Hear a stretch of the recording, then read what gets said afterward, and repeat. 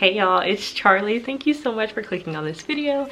If you're new here, like I said, my name is Charlie and I am a Boston-based flight attendant for a major US airline. I hope you guys had a wonderful Valentine's Day. This video should be going up right after Valentine's Day. So I'm talking about dating. I'm wearing my pink. I have my little heart earrings. Don't know if you can tell. I'm excited because I love.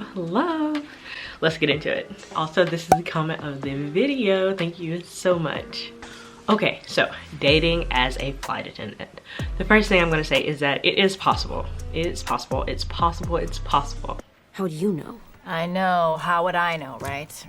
But it's gonna take some work, just like every relationship. I'm just gonna throw it out there, I am very single right now. So this is coming from my past experience as a flight attendant who's dating and all of my friends' experiences and everyone I met in training, all that good stuff. Like I said, it is possible. I have friends who are in new relationships, long-term relationships, long distance relationships, dating, stuck in that never ending talking stage. All across the board, I have so many flight attendant friends who are making it work, and you can too.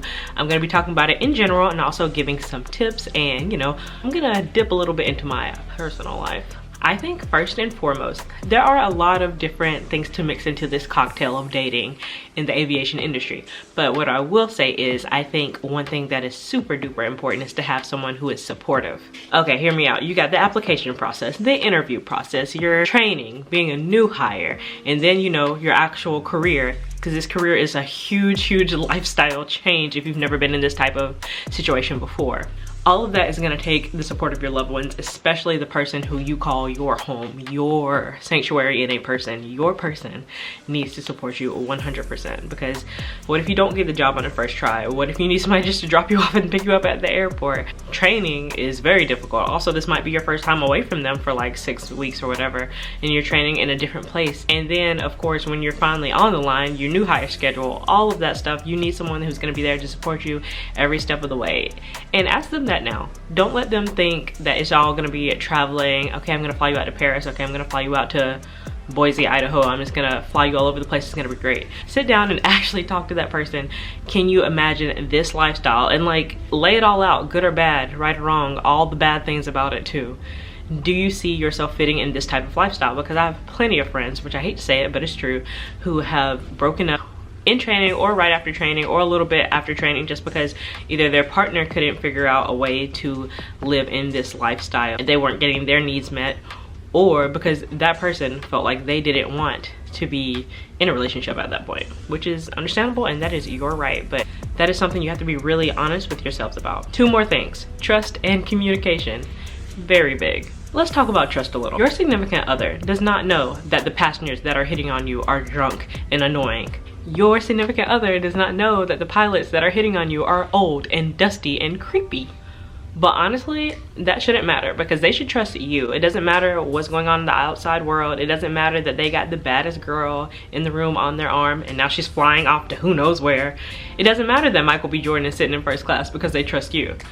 Okay, communication, like I said, tell them about the old dusty pilots and tell them about the creepy, annoying passenger. Like I just said, they don't know that that's the case. Let them know. Tell them, hey, I ain't checking for them. They're gross. Give them that peace of mind that you would want to have if you were in their situation.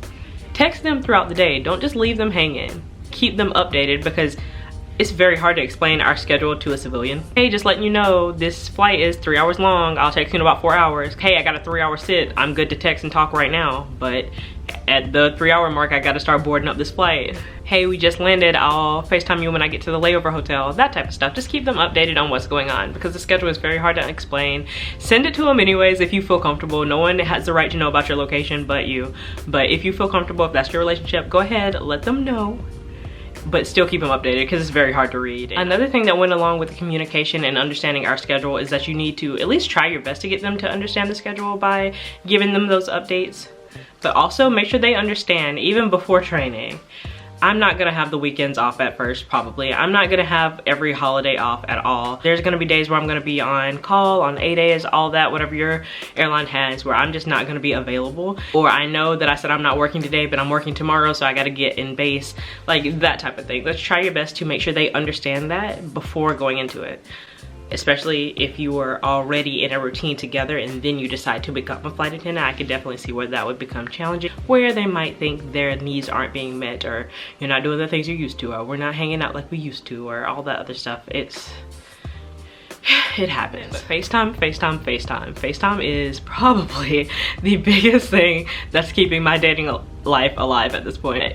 FaceTime is very, very important and meaningful. You can go on little FaceTime dates. It's a whole thing. It's a whole vibe. So FaceTime is going to be your best friend. Okay, all my saints on my channel, I know. Praise the Lord, saints. I'm with you. Y'all might not like this one. Y'all know I'm a woman of God, but go ahead and send them those attachments, sis.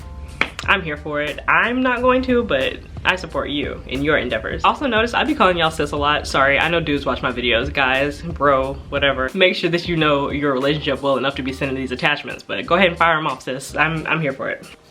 With someone that you trust.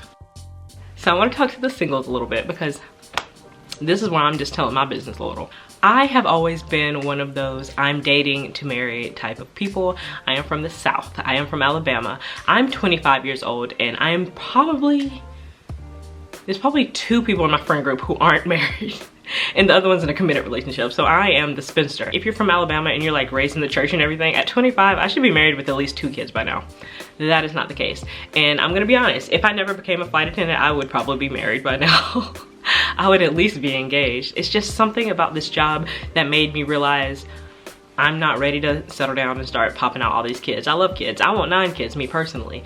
But something about this job made me realize I'm not ready to be in a committed relationship. I love dating. Keep in mind, there's pee in the dating pool. It sucks. But I kind of stopped dating for marriage and started dating for enjoyment. Dating to see what type of person I like before I settle myself down to one for the next 80 years.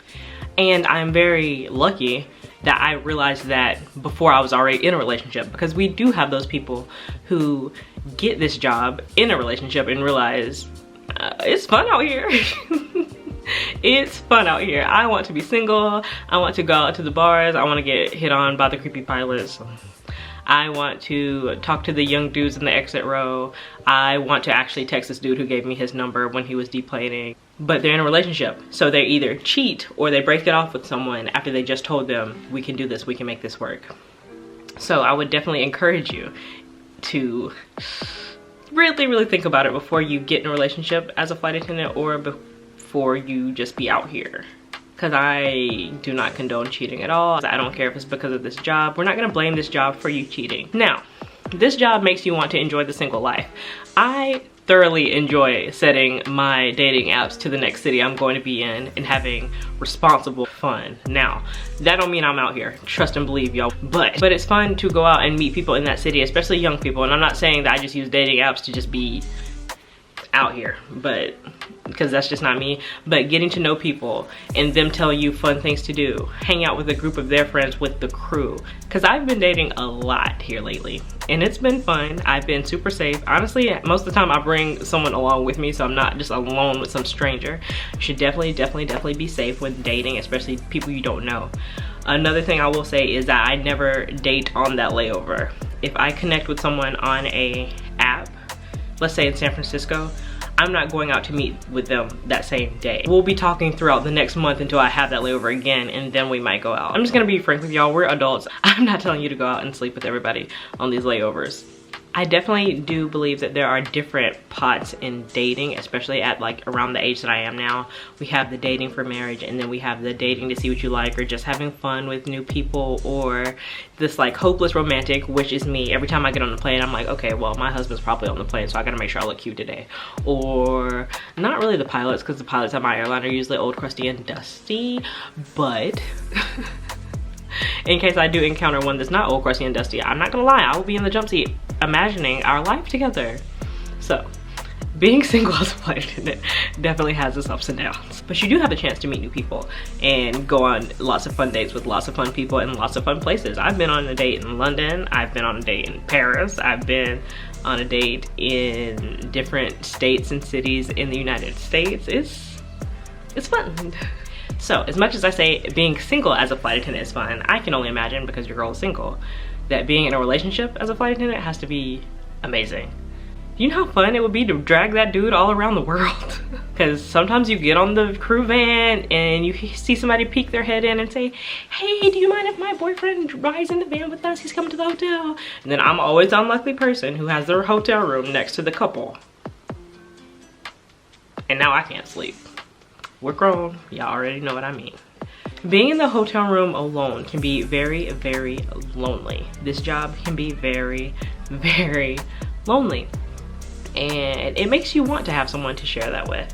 So even though I'm saying that I'm having a great time being single as a flight attendant, being in a relationship sounds amazing too. If you guys want another video about actually dating as a flight attendant, me just giving straight tips, things that I get from my friends and my experiences, I would for sure do that more in-depth video. I'm actually gonna have a blog post about tips for dating as a flight attendant, so if you want that, go ahead and check that out. And if you want me to do a video on tips on how to make it work, or tips for the significant other or their perspective, oh, that's a good one. Their perspective on how it is to date a flight attendant, I would love to do that. I would love to do an interview about that. Oh, so many ideas today.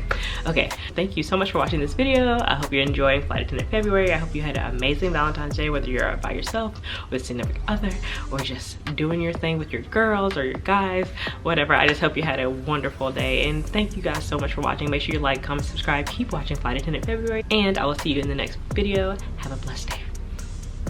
But just go in there with the open, there's a hair on my face. Or a significant other does not know that the pilots who are sitting on you, why are they sitting on you?